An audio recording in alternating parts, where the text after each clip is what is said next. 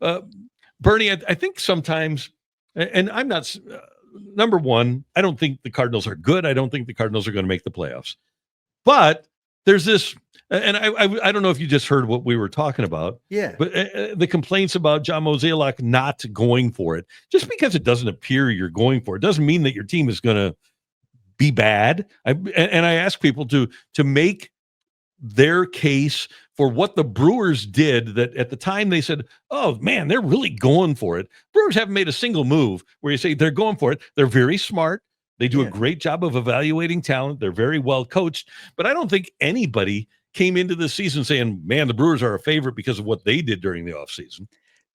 I'm with you 100%. You know, I continue to be befuddled locally, you know, by this feeling out there. And I'm not saying like 80% of Cardinals fans or even half of Cardinals fans see it this way, but often the discussion around town is about, well, the Cardinals need to go out and spend some money. They need to go out and get some great players, spend some money, or they got to, like you just said, or they got to go for it. They got to go for it.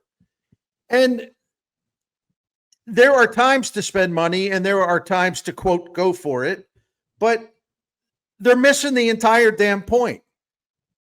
The Brewers don't go for it. The Brewers are incredibly smart and they find talent. They identify and locate and get high value talent for low prices. They also tap into the international market, which the Cardinals don't. They also they find players who will fill a specific need, even if they are not superstar players. And we get these players, even their fan base probably shrugs. Like, why'd they get that guy? Well, because Matt Arnold and that group, they know their team very, very well, and they can see what skills they can apply to their roster. And so their tiny, small moves become much bigger moves in the context that it makes their team a lot stronger. I still don't get it. I still do not get it, why there is such an obsession with payroll and like going for it by like making these huge moves. The Cardinals' problem, and I'm sorry to be cruel because John Mozeliak was very, very good for a long time. The Cardinals became a dumb organization. At the same time, the Brewers were becoming, in my opinion, the smartest organization in baseball. Why, you know, people say, well, the Cubs, the Cardinals ought to spend more money. They ought to do this, they ought to do that. The Chicago Cubs spend a hell of a lot more money than Milwaukee. And by the way, the Cardinals spend a hell of a lot more money than Milwaukee. And the Cubs are viewed as a team that, quote, goes for it. They went out and got Kyle Tucker. So if it's all about going for it and it's all about spending money, then explain something to me. All you people that advocate that. Tell me how in the hell the Brewers have kicked the asses of the Cubs and the Cardinals since 2018. They've won more regular season games, more postseason games, more division titles, made the playoffs more times than both of those teams.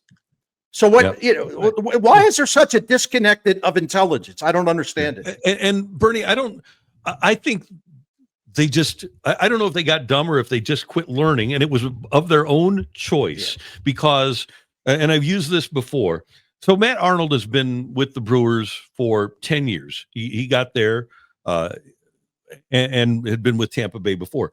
From the time the Cardinals hired Tony La Russa in 1996 until they hired Chaim Bloom as a consultant in 2024, they didn't bring another person from another major league organization with a voice into their organization in that entire time. Nobody that could say, here's why the Cleveland Guardians / Indians have passed you up. Here's why the Seattle Mariners have such good pitching. Here's why the Dodgers have such good performance. They refused to recognize that they were being passed up. They kept promoting from within or thinking, oh, well, let's get a guy from petstore.com or let's get a guy that's in the financial industry in Chicago because he sent us and we'll teach him. He sent us an email. So we'll bring, speaking of Gersh here, we'll teach him how it's done.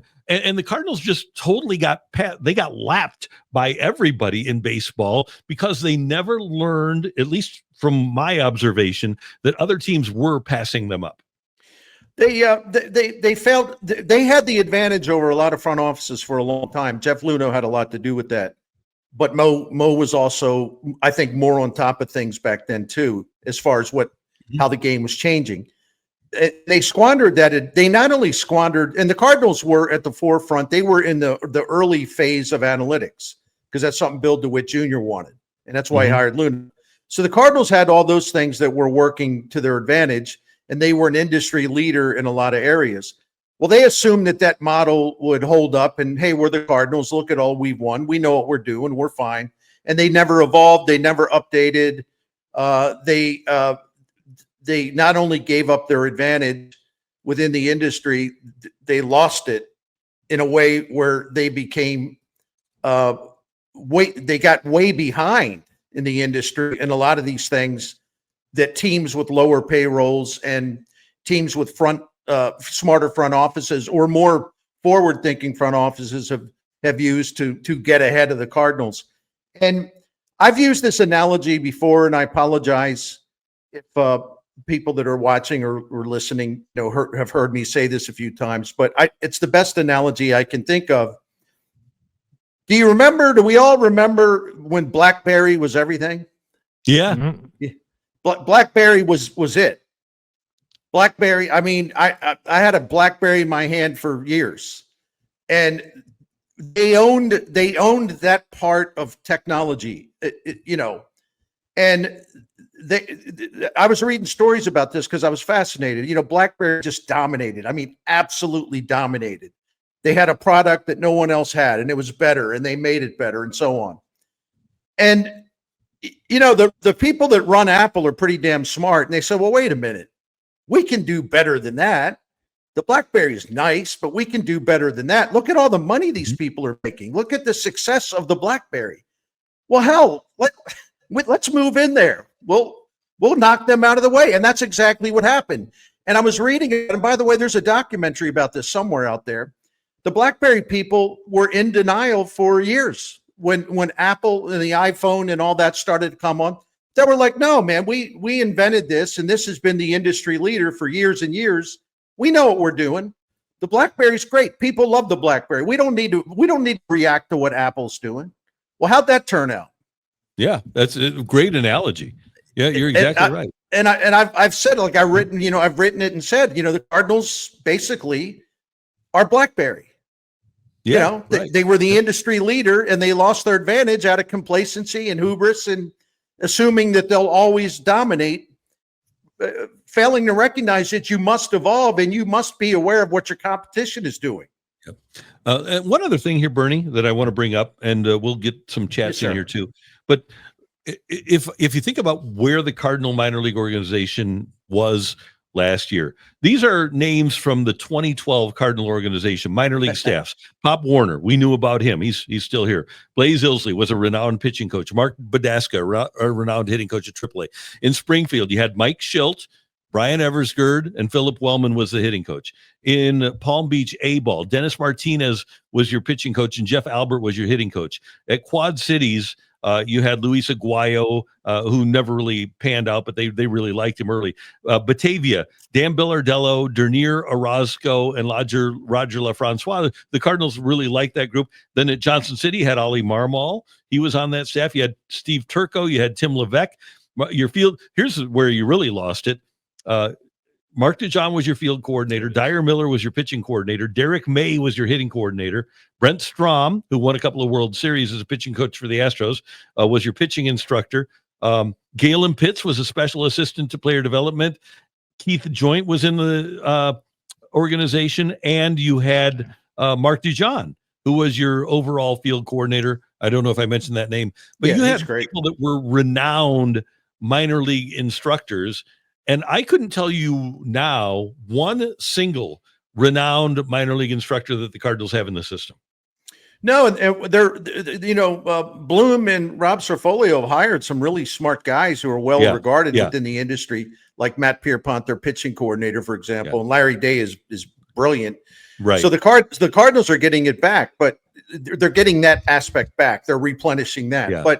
But yeah, your point is right. Bill DeWitt and John Mozeliak sort of betrayed the franchise heritage, which was teaching, developing, instructing, giving these prospects expertise from the people that were the best in the industry, helping to get them ready for Major League Baseball. Jose Akendo, part of that group as well.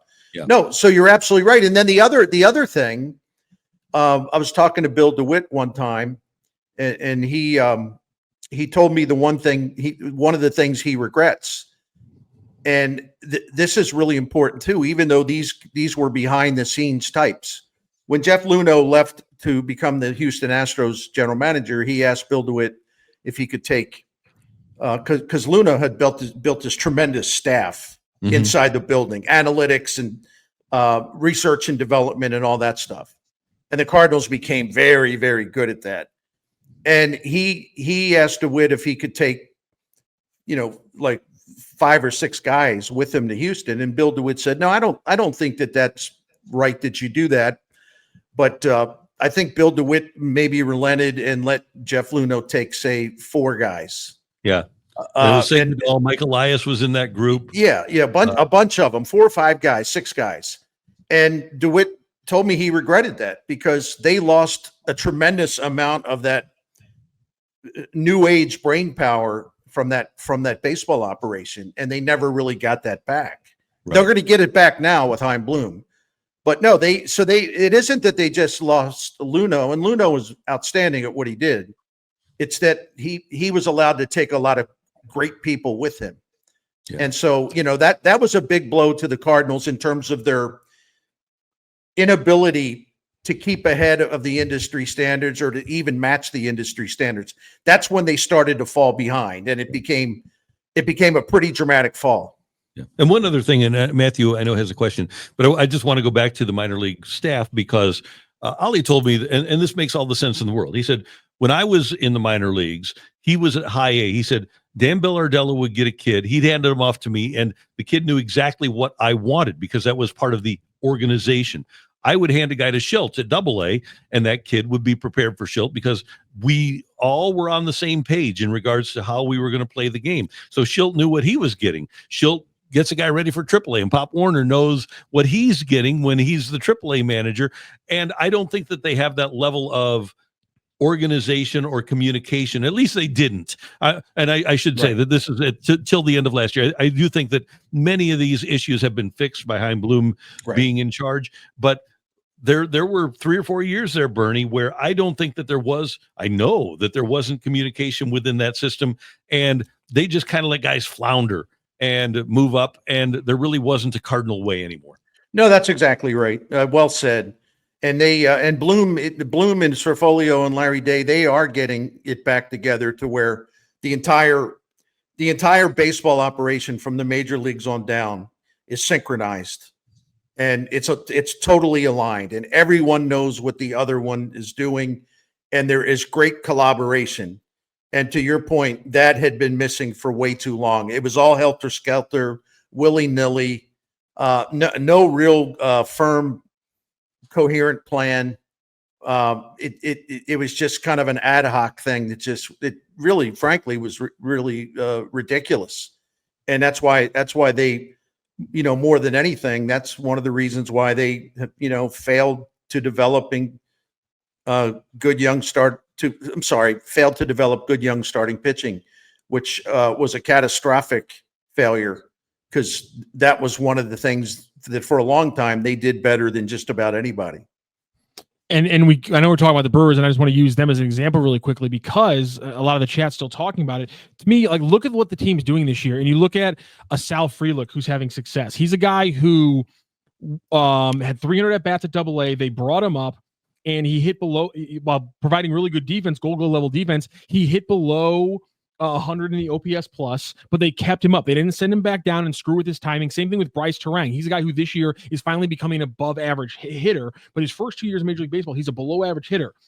But there's no back and forth between the AAA and Major League Baseball for a guy like Bryce Terang. They let him develop and figure things out. Even a guy like Jackson Churio, as we talk about JJ Weatherholt. I'm not saying it's a 1-for-1. His is different because he played with his team in the Dominican leagues and things like that. But he had 21 at bats in AAA before the Brewers said, all right. And he wasn't even blowing the doors off in those 21 at bats. But the Brewers said, this is a player who's ready. And that's something interesting to me. And heck, let's look at Chad Patrick this year, who only had 6 starts and almost a 5 ERA in the minors before they said, no, he's ready. Here's what we have. And he's been a huge reason. To that point, the Cardinals could have pulled the trigger on a guy like Michael McGreevy earlier this year. And Bernie, you wrote about this earlier this week. Had they pulled the trigger on Michael McGreevy and they got a full season of what we've seen from McGreevy this year, they're in the playoff discussion. And so they're right in there. Yeah. I mean, because McGreevy, an example of a lack of proactivity, a lack of moves from the Cardinals, a lack of consistency in what your organizational plan is. And that's why a team like the Brewers have been able to take so many steps without spending the money. And you have part for part examples right there of where the Brewers have succeeded with the players and the Cardinals have failed. Yeah. What I love about the Brewers, because I admire intelligence and people that are just smarter to get an advantage over people with more resources, and the Brewers do that now better than anybody. It's that this gets back to what Randy was saying. The Brewers don't care about making a splash. You know, you always say, like, there's all these teams, they feel like they have to make a splash. The Brewers, they're like, we don't need to make a splash. We got a lot of good lakes around here. We'll go jump in a lake and swim. We don't need to make a splash on a trade market. We're not here to steal headlines. We're here to supplement our talent, and we're here to find players that we've identified as talent. They're not going to be all-stars. They're not going to be Hall of Famers, but they are going to help us fill a particular need and give us more options and more depth, and we will have many more different ways to beat you. That's what they do. They don't care about a splash. They see it as a big puzzle, and all they want to do is put the puzzle together and recognize where each piece has to go. And they get it. Listen, they're not perfect because nobody is, but they just have a much better understanding of how to build a roster and how to supplement a roster in a way that every single year now, since 2017, 2018, the national media falls asleep on the Brewers, fell asleep on them again this year because they're not making a splash. They're not going out there making these big moves. They're not getting attention. Matt Arnold's not talking to, he's not on MLB Network every other day, trying to be Jim Bowden or something. They just want to do their job, and they're smarter than everybody else, and they know it. They won't say it, but they know it. I think they just kind of laugh at everybody else that's like, oh boy, did you see that? See, look at, I mean, all the people that were getting the hosannas at this recent trade deadline because they made moves that had big names involved. How's that working out for the Mets, for example? How's that working out so far? Yeah, not great. Yeah, but everybody wants to give these A grades and, oh, that's a B plus. Oh, that's a failure. Oh, Brewers were losers because they didn't make a big splash. How are they losers? They're turning the industry upside down. There's no guarantee they're going to win in the postseason, but it's not because they have $113 million payroll. It's because more than anything, postseasons are very random. And if you just have 2 big games with runners in scoring position, you're probably gone. They're kind of like, Bernie, they're like the new A's, aren't they? The A's that got the movie made after them. That's what the Brewers are now. Yeah, I think they are. And I'm just utterly fascinated by them because I just can't believe the body of work and how they do this every single year. And we those of us on the outside never learn. I mean, this was the year where even I'm going to admit it, man. I'm not going to be a phony. Even this year, I said it. I said, well, I think the Magic's probably just about running out for the Brewers. Maybe their time is up.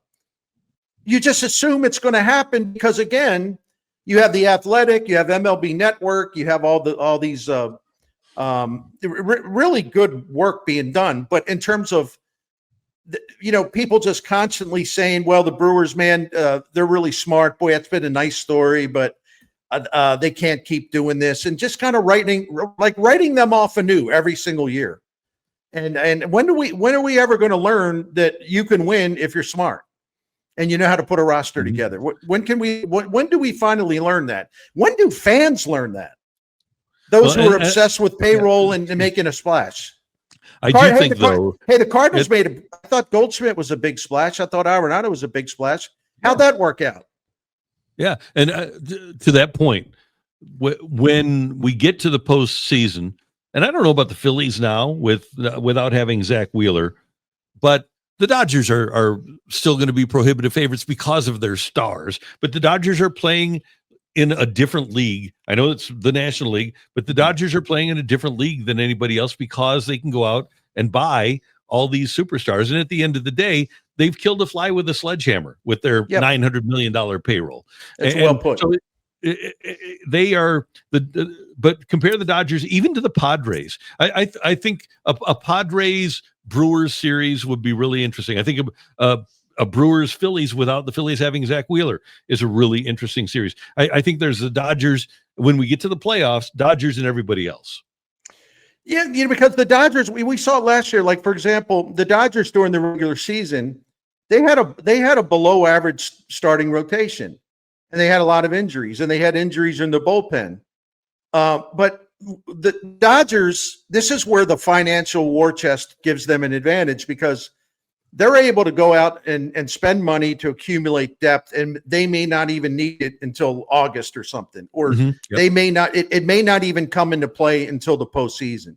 They can go out and make sure they have enough at every position, even if it takes some creativity about how you keep everyone that you want to keep on the 40-man roster. But they're able to buy the best type, the most expensive type of insurance. And yes, that insurance does make a difference when it comes to postseason baseball. But the people that stupidly sit there all the time and say, "Well, what do the Brewers won?" They're missing the whole story. The Brewers should not be kicking the asses of the Chicago Cubs and the St. Louis Cardinals, but they continue to do it every year, just about. And one of these years, the Brewers will break through in the postseason. It could be this year. And I would remind all the Cardinals fans who tell me all the time, "Oh, you always talk about the Brewers. What have they won in the postseason?" It took Tony La Russa and Walt Jocketty didn't win their first pennant until their 9th season in St. Louis. And they didn't win their first World Series until their 11th season in St. Louis. But yet here, because people get tired of me and others talking about how great the Brewers are, they throw the Brewers in our faces as if they're making a great point. What the hell point are they making? The Cardinals, the Cardinals since 2017 have outspent the Brewers. I redid the numbers to include this year. They've outspent the Brewers by nearly $400 million, and the Cardinals continue to chase. Incredible, them. Yeah. By the way, and they can't even remember their own history about how long it took TLR to win his first pennant. Yeah, this is not a Randy Karraker thought. I stole it. Somebody on MLB Network Radio. It was either Spielberg's or CJ Nitkowski said it. But last week the Dodgers had lost 4 in a row, including getting swept by the Angels before they go in to play San Diego, and everybody's saying, "Oh, this might be it for the Padres. Might be ready." And then the Dodgers go in and sweep the Padres. And somebody mentioned after the weekend, after the Dodgers sweep, they said they're probably just bored. And they decide, okay, well, the Padres present a challenge, so let's step it up against them. Now, since they swept the Padres, the Dodgers swept with the Rockies, and they play the Padres again this weekend. I would not be at all surprised if the Dodgers are bored unless they're playing a team that is a rival or threatens them. And I wouldn't be surprised if they sweep the Padres again this weekend. I think they're that good that they can get bored. Remember how we kind of thought that about the Greatest Show on Turf at times? Greatest Show on Turf could have won games by 30, but I think they were bored and they won games by 7. They made it exciting. And I kind of think that might be where the Dodgers are right now. They're so good that they just get bored and they play well only when they have to. I think you're right about that. I wasn't able to watch any of that series last weekend. I am definitely going to try to stay up. I assume a couple of those are night games to watch those 3 games in San Diego, because the Padres at home, that'll be a lot of fun. That's a colorful rivalry. Yep. Yeah. The big thing I already mentioned was some of the stats you threw out about Michael McGreevy, but obviously some stats that aren't so great have been Jordan Walker, and I like how you threw out because we're talking about the short little blip over the last 2 weeks where he's hitting 168, but you gave a really good perspective here and just looking at essentially the last 8 months of regular season ball for Jordan Walker, and Right. when is he an above or below average hitter? And you pointed out only 2 months in the last 8 where he's an above average hitter. So what are your thoughts about Walker's current slide, and the fact that if you look at going back to the All-Star break, it is 268 with a just under 700 OPS. We know what he's capable of doing because he actually did, I think, pretty solid job, a nice job in 2023 as a 21, just turned 21 years old. Those numbers in 2023 were fine, and the Cardinals wanted him to hit the ball in the air more, and I understand that. I didn't think the Cardinals were wrong to advise him to do that, but it just seems like it's been one thing after another about what he needs to work on, or changing his batting stance, changing this, changing that. And I know that they're trying to make him better. And I know Brant Brown in particular is a really smart guy, and he's got some good ideas. And, guys like Gorman and Jordan Walker have really, really taken on, grabbed on to Brant Brown because they think he's really smart. The thing, see, Nolan Gorman has always been inconsistent, but the thing about Nolan Gorman is that for all of his times where he has looked lost in the plate, this is his 4th major league season. And if you go just look at Baseball Reference, I mean, for all of his struggles, he's an above average major league hitter for his entire career. I'm not saying he's like, wow, look at that, but he's about a 1.0, he's about 5% above average. And he's got roughly about a 435 slugging percentage. And he's got about a 440 slugging percentage against right-handed hitters. So even when it just looks so bad for him, the overall body of work tells you that there's still a lot there. And I think, and the only reason I'm talking about Nolan Gorman is I want to contrast him to Walker. Nolan Gorman, and I still think it sort of is under-publicized, frankly. I think Nolan Gorman, since late May, either ranks 1st, 2nd, or 3rd among Cardinals hitters in on-base percentage, slugging percentage, OPS, weighted runs created plus, walk rate, home runs. He every category, and even batting average, he's like 4th or 5th. He's been one of their best hitters, really for going on 2.5 months now, and he's made real progress. And he's improved a lot of his swing stuff too. He doesn't chase as much. There's not as much swing and miss. He's getting the ball to left center more, which is something Brant Brown wants him to do. His walk rate is phenomenal. And when you see a guy who has had that grip it and rip it style, all of a sudden be the guy that leads your team in walk rate, and he's walking all the time, that's all you need to know to be shown and to believe that, yes, this progress is real. But that's what's frustrating to me about Walker, because look, I believe in his talent. I'm not saying get rid of him or anything like that, but there's just with Gordon, there's at least been a pattern where you can expect some down times, but you'll know that he'll bounce back from it. With Walker, it's just I used this phrase earlier in the segment. It's just helter skelter. He puts a couple 3 weeks together, and you're like, wow, look, he really does look better. He really is figuring it out. Look at that open stance. That really suits him well. And then you figure, okay, he's on his way. He's going to start to gain traction, and then it just totally falls apart again. It just falls apart, and it's like he's back to square one. And Bernie, I made this point before you came on. I kind of think that the move for the Cardinals now, and Chaim Bloom can do this, but because Mo has let players kind of just fade off, like Dylan Carlson, I think being the perfect example. He said, I'll trade him out of my cold, dead hands. And then he loses all of his value. And I think the time to trade a guy like Jordan Walker is, wow, he still has value. And I think sometimes a trade has to hurt, but I think the Cardinals have gone down the line with a lot of young players here that never turned out. And I think I would come down on the side of, you know what, I'll take the chance of Jordan Walker becoming a star elsewhere if I can get something for him. Because while it might happen somewhere else, it doesn't appear as if it's going to happen here. Randy, I've just got conflicted feelings about that. And I don't disagree with you. I'm just not there yet, if that makes sense. That's good. That's a good thing, actually. I just have conflicting feelings about it because I get exasperated with him. And, at some point he's going to have to show that, he'll start to tap into that upside and do it for, 3 or 4 months at a time. And, let's face it, his defense has relapsed again too. And I think we were all really happy with his defense and proud of his defense that he made such a strong effort and John Jay helped him. But then the problem is when Jordan Walker isn't hitting, it's a classic example of he sort of takes his problems out to right field with him. Yeah. And he just loses confidence. Listen, this is a cop-out answer, and I'm not trying to be, because me, man, I'll give my opinion if I strongly believe in it, and I'll stick with it. But with Walker, I just don't know that it'll ever work here because he's had catastrophic drops in confidence. And I hate to use the fresh start cliche, but he looks like a guy that if he goes somewhere else, he probably can clear his mind a lot more.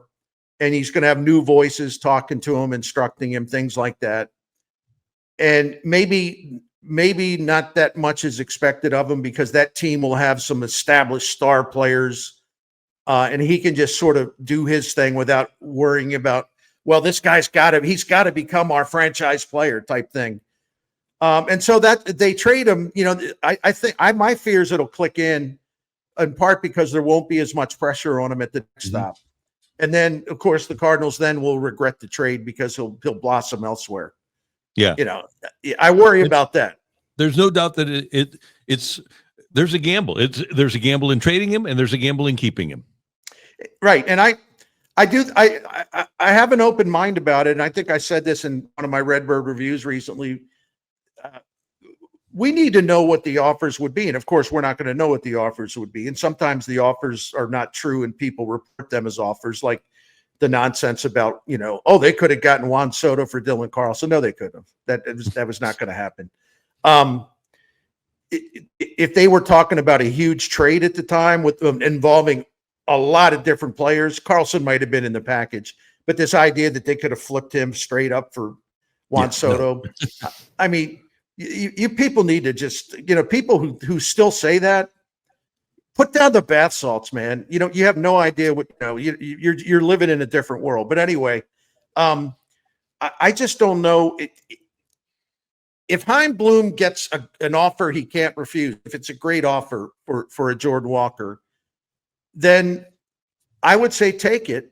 Knowing what the risks are, take it. But we just can't say that. But to your point, the more that they wait, if Walker bombs out the last 4 or 5 weeks of the season and he's not even in the lineup regularly anymore, what's his trade value going to be next year? Yeah. It's going to go down, right? Yeah. It's tough. Bernie, yes. A couple days ago, you mentioned earlier at the top of the show, you were coming in and you were mentioning the Dallas Cowboys documentary on Netflix. And there's been a lot of craziness this, but one of my favorite things on the documentary is we've gotten to see a little bit of old school Bernie Miklasz up on the Netflix screens. There he is, old school Bernie. How about that? That's been look at that hair. Glorious. How's that for a head of hair? Huh? It's incredible. That was February 25th, 1989. That was the infamous night where Jerry Jones, who nobody knew who he was introduced as the new owner of the Dallas Cowboys. And that was the press conference. And we're all sitting there. You can see me looking like, what planet is this guy from? Because he was talking about, one of us asked him about, well, what's your involvement going to be? Because, and he says, I will be involved with the cleats. He said, I'll be involved in the socks and jocks. Oh my God. I'll be involved with this. I'll be involved with that. He named everything. He even looked at the legendary Tex Schramm, and I'll never forget that. And he told Tex Schramm the first night that he's the owner of the Cowboys, he looks at the legendary, iconic Tex Schramm, the man who built America's team, and he says, "I want his job." Oh my gosh! And I'll tell you a story about that if you don't mind. Yes, please. Tex Schramm knew exactly what he was in for, and he knew exactly that Jerry Jones would in fact be the owner, the general manager, running everything, getting in the middle of everything. And Tex Schramm said to the beat writers, "It's a different time and different place. I don't think this kind of thing happens anymore." But Tex Schramm said, "Fellas, I don't ask you guys for much, but after all that, what we just watched, when you get your stories done, come on back to the office, because not only do I need a few drinks, I need some people to drink with." And so we sat there with Tex Schramm until like 3 a.m, drinking with him, as he's like basically having a nervous breakdown, knowing that he was doomed. Right. Mhm. And but that was just what a crazy night. Jimmy Johnson's worth I'm bringing Jimmy Johnson here. He's worth 5 first-round draft picks. He's worth 5 Heisman Trophy winners. So, and he was, until Jerry Jones wanted Jimmy Johnson to get out of the way, because Jerry Jones wanted to be the general manager of the Cowboys, and he got tired of Jimmy getting all the credit. And so he broke up a great thing, and Jerry Jones makes a lot of money, but other than that, he's kind of a joke. The stories didn't surprise me, but one of the things that did jump out, they were talking about the fixer. And in this run up of talking about the fixer and everything, there was a video of Emmitt Smith on the side of the road after getting in an accident, and Jerry Jones is there. And Emmitt Smith gets into a car with Jerry, and they drive away from the accident, and you see the fixer dealing with the paperwork with the police. And these things don't surprise me with the Dallas Cowboys. I've heard those kind of stories. But for you as a reporter, I kind of want to know, when it came to all the things and all the extracurriculars around there, what was it like as a reporter, considering the Cowboys had built such a infrastructure around things like the police reports and the arrests? And what was it like as a reporter finding these things out? They had a former FBI man, and really, I think he's still with them, although semi-retired, Larry Wansley, a brilliant guy. Like in fact, Larry Wansley was such a great guy when it came to security and taking care of problems before anyone knew that they were problems. Like, he would get hired by these rock and roll bands. He was hired by Whitney Houston when she was at the top of the world, to like provide security on her tour. So this is a guy that was so well known for being a fixer that people in other segments of entertainment were saying, "We got to bring him in, pay him whatever it takes, because we're going to mess some things up, and we have to make sure it never gets out." So, and I'm not saying Larry Wansley did anything wrong. Larry Wansley just he had a network of people. He was respected from coast to coast. He had FBI friends of his everywhere. And it wasn't just Larry Wansley. They had a security apparatus that was unbelievable. I mean, I don't think the United States Secret Service protected any president as the type of protection all those Cowboys players got and Jerry Jones got. Because Jerry, I think everybody knows this, so I'm not breaking any comment. Jerry does some tomcatting. I don't know if he does it anymore, but you remember some of those photos on the internet. Mm-hmm. Had been caught in some indelicate situations, shall we say. But very little that ever makes it to the public light. And we would just laugh at it. We would marvel at it. We'd hear stories, we'd check on them, we'd get stonewalled. And then later on, we found out that we were on the right scent, and we, could have had the story, but they knew how to stonewall it just to get us off the story, not because we were wimps, but because they just knew how to make things disappear, and they knew how to get everybody even remotely involved to just shut up and never mention it again. So do you think that in this documentary, which apparently, obviously the producers got a tremendous amount of access, I wonder if we will learn a lot of negative stuff about Jerry Jones specifically? Obviously, they're showing some of the stuff about players. My guess is that some of those things that you just mentioned about Jerry Jones, we won't see in the doc. Probably not. Although I got to be honest with you, and I'm only like 3 episodes in. Like, I thought it would be more sanitized than it is. And I'm not saying they're showing all the dirt. They're not. But there's some things here and there that are, leaking out a little bit. So we'll see. But do I think they'll go entirely, full disclosure on that? No, they won't. Because Jerry's got, when he became the owner of the Cowboys, I was with him. And I've told this story. And we were down in New Orleans, and me and Gary Myers were out having dinner, and then we ran into Jerry and his group. And Jerry said, well, you got to come over here and have a drink with us. We'll celebrate. And so people say, well, you shouldn't do that.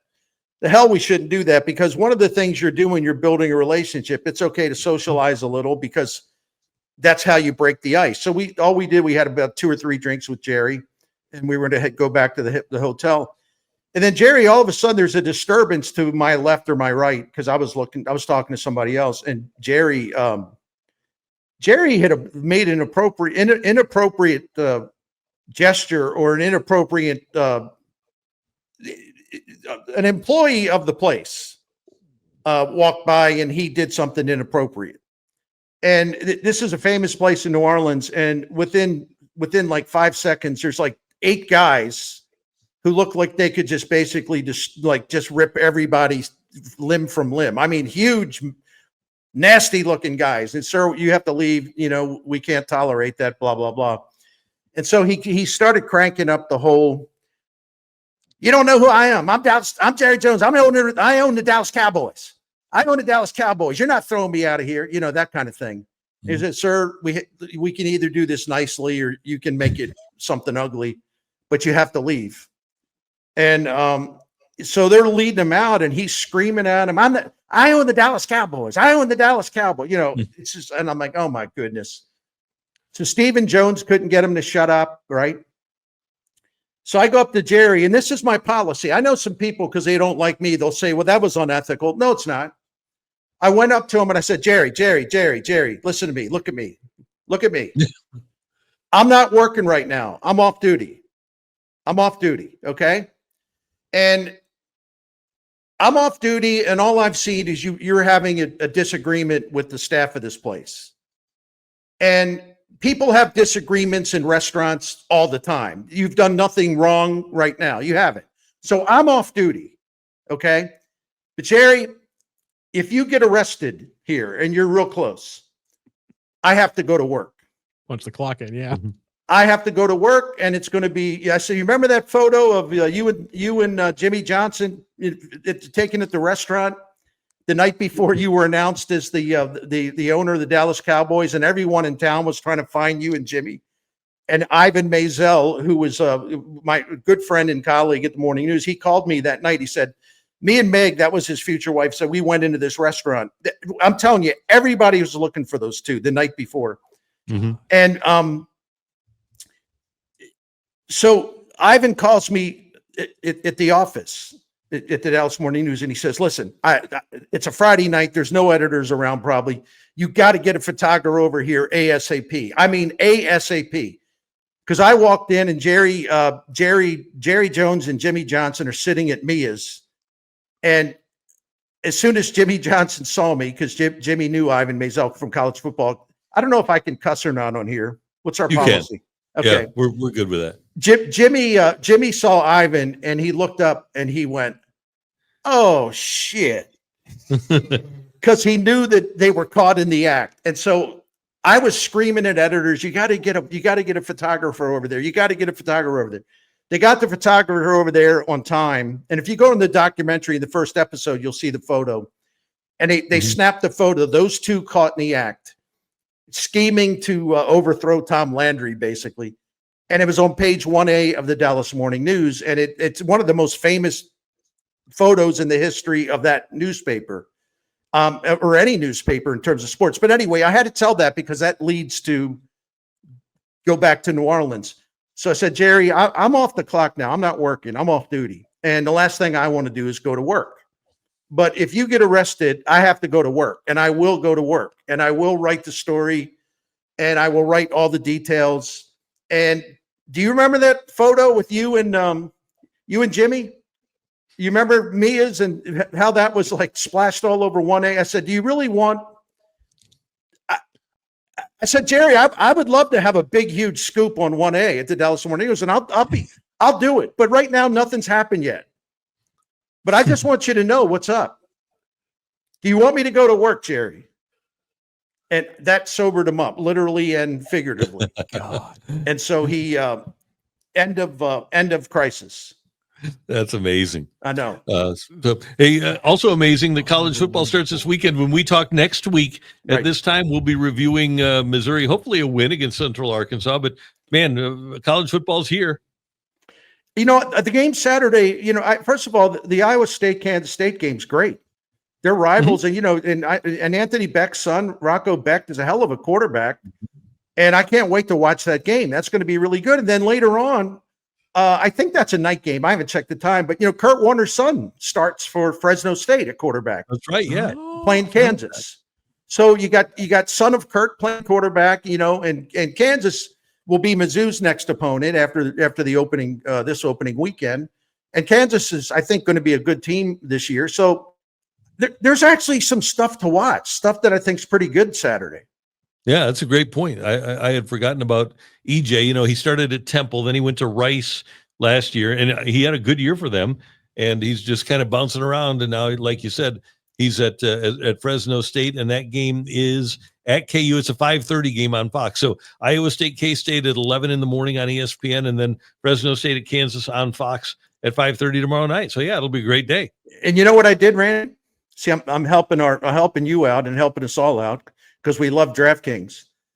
I went on DraftKings Pick 6, and I looked up. I said, well, I want to see if Kurt's son, I want to see what the line is, like the more or less for yards passing. So I might have to actually play Kurt Warner's son. That's a great play. That's a good idea. I like that. Yeah. Yeah. So we will work on that. Yeah. Well, enjoy the weekend and right, have fun. You're the best. It's always the most entertaining well, heck, we've gone for almost an hour. I know of my week, but it's great. But Randy, you should know. I think Rock knows this too. He knows me pretty well. But I got a million stories. So the good news is I got a million stories. The bad news is a lot of those stories take a long time to tell. They're awesome. Anyway, we love it. All right, you guys. I love you guys. You take care. Love you too, Bernard. Have a great weekend. Thanks, Bernie. Have a good one.